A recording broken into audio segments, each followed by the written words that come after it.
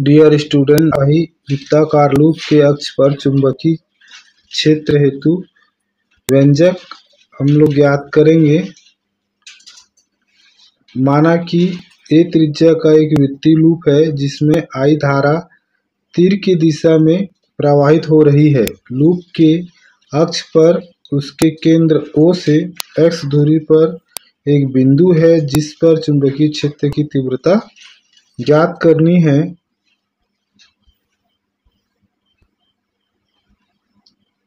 माना कि लूप का तल कागज के तल के लंबवत तथा अक्ष OP कागज के तल पर स्थित है। लूप को dl लंबाई के कई अल्पांशों या अवयवों में विभक्त करते हैं। प्रत्येक अवयव को बिंदु P से समान दूरी होगी। इस अल्पांश से बिंदु P की दूरी r है। आइए इस थ्योरी को हम चित्र के माध्यम से समझते हैं। ये हमारा लूप है।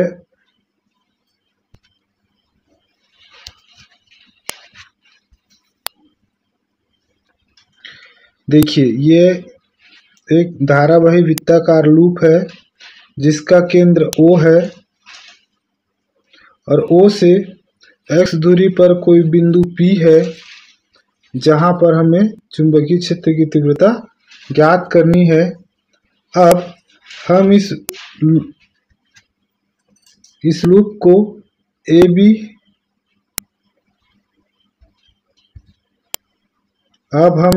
को AB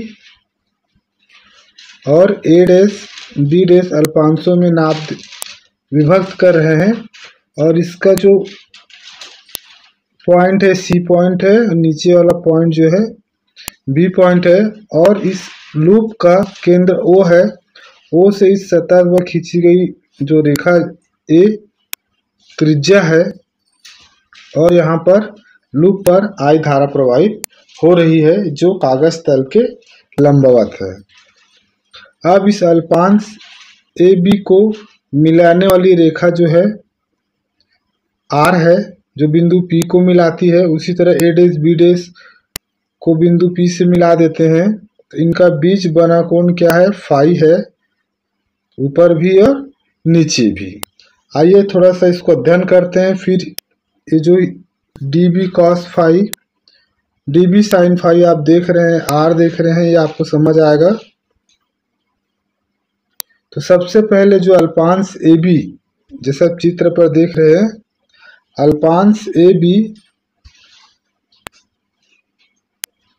सबसे पहले अल्पांश AB के कारण बिंदु P पर चुंबकीय क्षेत्र की तीव्रता, इसको हम बायो-सावर्ट के नियम अनुसार लिखेंगे। बायो-सावर्ट का नियम dB μ0 upon 4 pi into I dl sine theta upon r का वर्ग, इक्वेशन नंबर फर्स्ट, जहां पर थीटा अल्पांश AB और अल्पांश को बिंदु P से मिलाने वाली रेखा के बीच का कोण है। देखिए चित्र से, देखिए ये हो गया हमारा अल्पांश AB,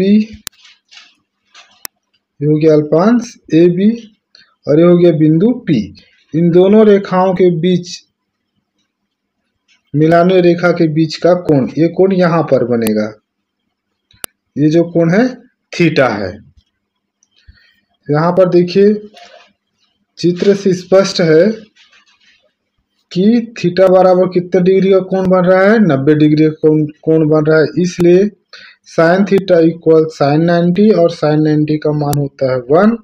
अब साइन थीटा के जगह मैं क्या पुट अप कर दूंगा? 1 पुट अप कर दूंगा या साइन थीटा की जगह साइन 90 पुट अप कर दूंगा। तो इक्वेशन नंबर फर्स्ट से मुझे प्राप्त हो जाएगा dB μ0 upon 4 pi I dl और साइन 90 अपॉन r का वर्ग और साइन 90 का मान हो गया 1।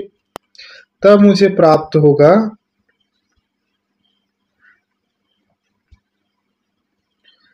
dB μ0 upon 4 pi I dl upon r का वर्ग, इक्वेशन नंबर 2, चूंकि साइन 90 का मान कितना हो गया? 1 हो गया। अब पुनः देखते हैं इस क्षेत्र डीबी को दिशा अल्पांश ए बी और इस अल्पांश को बिंदु P पर मिलाने वाली रेखा के लंबवत तल पर आर पी के अनुदिश होगी। देखिए चित्र पर देखिए, ये जो रेखा है अल्पांश ए बी को जो मिलाने वाली रेखा है, ये जो रेखा है बिंदु P को मिलाने वाली रेखा है, ये किसके अनुदिश है? आर के अनुदिश कैसा है? लंबवत है। इसलिए चुंबकीय क्षेत्र डीबी को दो भागों में बांटा जा सकता है, एक है ऊर्ध्वाधर घटक और एक है क्षैतिज घटक। यहाँ पर हमने जो डीबी साइन थीटा और कॉस थीटा लिखा हुआ है, ये दो घटक हैं। इसको हम थ्योरी से और देख लेते हैं।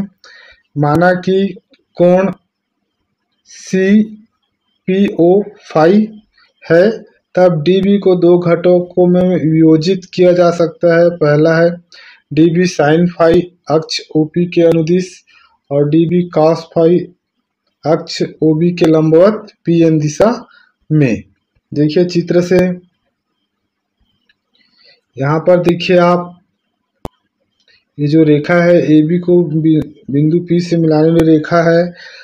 यहाँ पर कोण जो है CPO, देखो ये C, ये P हो गया और O, तो यहाँ पे जो कोण बन रहा है वो फाई कोण बन रहा है। तो इसी के अनुदिश जो DB है वो, इसको दो घटकों में मापा गया है, जो लंबवत है DB साइन फाई और R का अनुदिश जो है DB कॉस फाई। इसी प्रकार नीचे देखिए A डैश B डैश अल्पांश को बिंदु P से मिलाने वाली रेखा के बीच कोण बनेगा, नीचे भी फाई बनेगा। तो उसी तरह हम नीचे भी क्या लिखेंगे, जो इनका कागज तल के लंबवत है होगा वो R डैश होगा। तो यहाँ भी आ जाएगा DB साइन फाई और DB कॉस फाई। आप देख रहे हैं चित्र पर, ऊपर वाला DB कॉस फाई और नीचे वाला DB कॉस फाई दोनों की दिशा अपोजिट है, इसलिए स्वतः कैंसल हो जाएंगे। परंतु DB साइन फाई और DB साइन फाई की दिशा जो है विपरीत नहीं है, इसलिए कैंसल नहीं होंगे।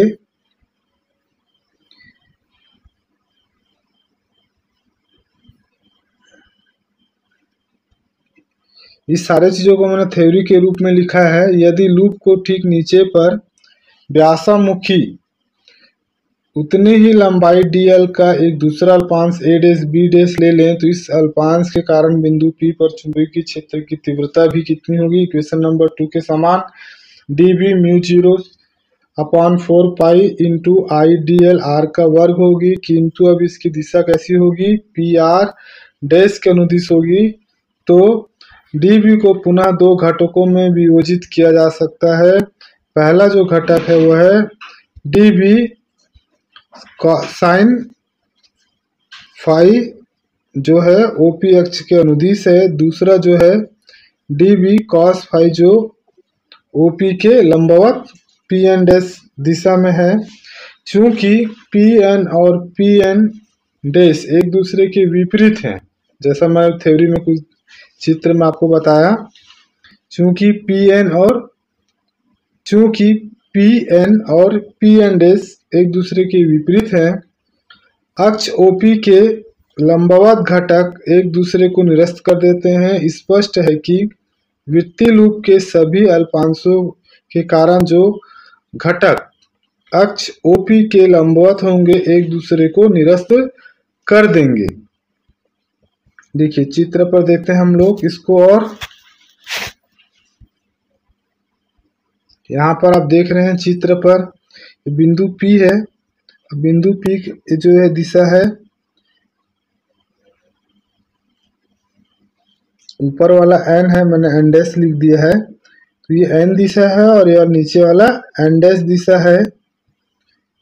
और ये देखिए अभिलंब प्रतिक्रिया बल R और नीचे वाला जो है R डैश है। यहाँ पर जो है आपका ऊपर वाला DB cos फाई, नीचे वाला DB cos फाई जो दिशा विपरीत होने के कारण ये स्वतः एक दूसरे को निरस्त कर देंगे। यहाँ पर और देखिए ये कोण फाई है तो ये भी कोण फाई होगा क्योंकि शीर्षाभिमुख कोण है। ये कोण फाई होगा तो ये भी कोण फाई होगा।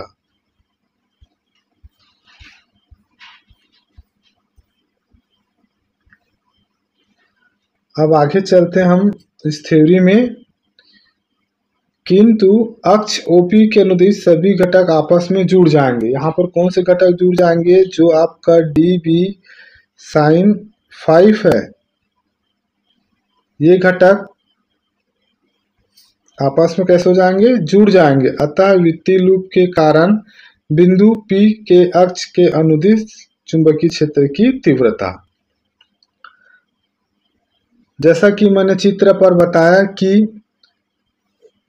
Pn और Pn' के घटक DB cos फाई एक दूसरे को कैसे कर देंगे? आपस में निरस्त कर देंगे। किंतु OP दिशा के सभी घटक आपस में जुड़ जाएंगे, जो कि है आपका DB sin फाई। ये घटक आपस में जुड़ जाएंगे। अतः वित्तीय लूप के कारण बिंदु P के अक्ष के अनुदिश चुंबकीय क्षेत्र की तीव्रता B बराबर हो जाएगा हमारा समेशन DB sin फाई। अब यहाँ पर हम DB का मान जो है समीकरण नंबर 2 से रखेंगे,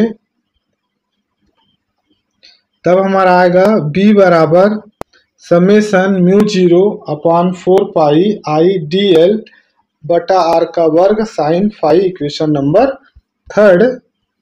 अब यहाँ पर हमें ये पता चल रहा है कि साइन फाई बराबर होता है A बटा R। यहाँ पर A बटा R का मतलब ये है साइन बराबर होता है लंब बटा कर्ण। तो चित्र पर देखिए आप, जब इस चित्र पे हम साइन फाई की मान ज्ञात करेंगे तो यहाँ पर देखिए लूप पर आप ये जो A क्या है आपका लंब है और कर्ण क्या है आपका R है। कर्ण जो है R है, लंब ये है और ये X वाला क्या है आपका आधार है। इसलिए साइन फाई बराबर क्या हो जाएगा? A upon R।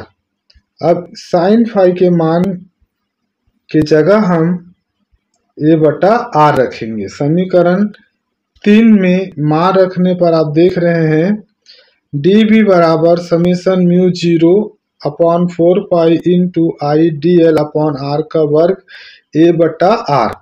अब यहाँ पर जो अचर राशि है जो जिसका हम यहाँ पर अब हम कुछ राशि को कॉमन ले लेते हैं, तो B बराबर आ जाएगा μ0 अपॉन 4 पाई IA, नीचे में R का वर्ग और R क्या हो जाएगा RQ। ये सबको हमने कॉमन ले लिया, फिर आ जाएगा हमारे पास बचा जो राशि है वो समेशन DL है। क्यों ऐसा हम ले रहे हैं? क्योंकि DL समेशन DL जो राशि है उसका मान होता है 2 पाई A और ये जो 2 पाई A है वो लूप की परिधि होती है। इसलिए मैं जो समेशन DL है उस जगह क्या रख दूंगा मैं? मान 2 पाई A। अब देखिए इसको सिंप्लीफिकेशन कर देंगे तो मुझे प्राप्त हो जाएगा B बराबर μ0 अपॉन 4 पाई इंटू 2 पाई IA का वर्ग बटा R का Q, इक्वेशन नंबर 4।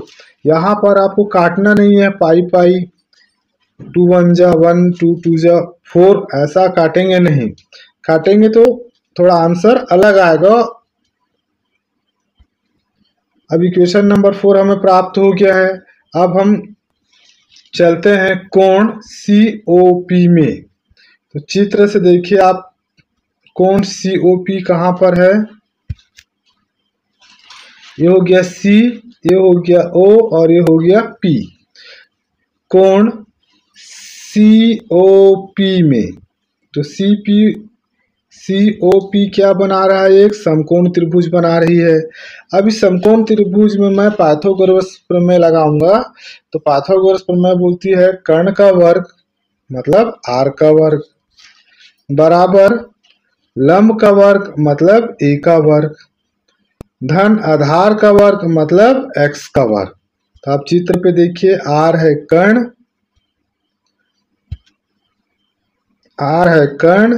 a है आपका लंब और x है आपका आधार। अब इसीलिए मैं पाइथागोरस प्रमेय लगा दिया हूं, तब मुझे प्राप्त होगा कोण COP में r का वर्ग बराबर a का वर्ग प्लस x का वर्ग, पाइथागोरस प्रमेय में कर्ण का वर्ग बराबर लंब का वर्ग धन आधार का वर्ग। अब यहाँ पर आप देखेंगे प्यारे बच्चों, r के वर्ग को हटाऊंगा तब इस राशि के पूरे में क्या लग जाएगा, पूरे का घात 1/2, r बराबर a का वर्ग धन x का वर्ग पूरे का घात 1/2। चूंकि इस राशि को r बराबर हम ऐसे भी लिख सकते हैं वर्गमूल a का वर्ग प्लस x का वर्ग, तो जो वर्गमूल है उसका ही मान कितना होता है, 1/2 होता है पूरे का। अब यहाँ पर मैं दोनों पक्षों में क्यूब कर दिया, r का क्यूब बराबर a का वर्ग प्लस x का वर्ग, और पूरे का जो है 1/2 में 3 का गुना करूंगा तो आ जाएगा 3/2। अब समीकरण नंबर 4 में यहाँ पर जो r क्यू है उसका मान मैं पुट अप कर दूंगा, तब मुझे प्राप्त हो जाएगा b बराबर μ0 अपॉन 4 इंटू 2 का वर्ग बटा r क्यू का मान हो गया a का वर्ग प्लस x का वर्ग पूरे का घात 3/2, और इसका मात्रक हो जाएगा वेबर प्रति मीटर का वर्ग। यदि धारावाही कुंडली में n फेरों वाली वित्तीय कुंडली से बनाई जाए, जो फेरों की संख्या कितनी है, n है, तो इस सूत्र पे हम क्या रख देंगे, n पुट अप कर देंगे, b बराबर μ0 अपॉन 4 इंटू 2 का वर्ग पूरे का बटा a का वर्ग प्लस x का वर्ग घात 3/2, इसका भी मात्रक क्या होगा, वेबर प्रति मीटर का वर्ग। प्यारे बच्चे, वीडियो अच्छा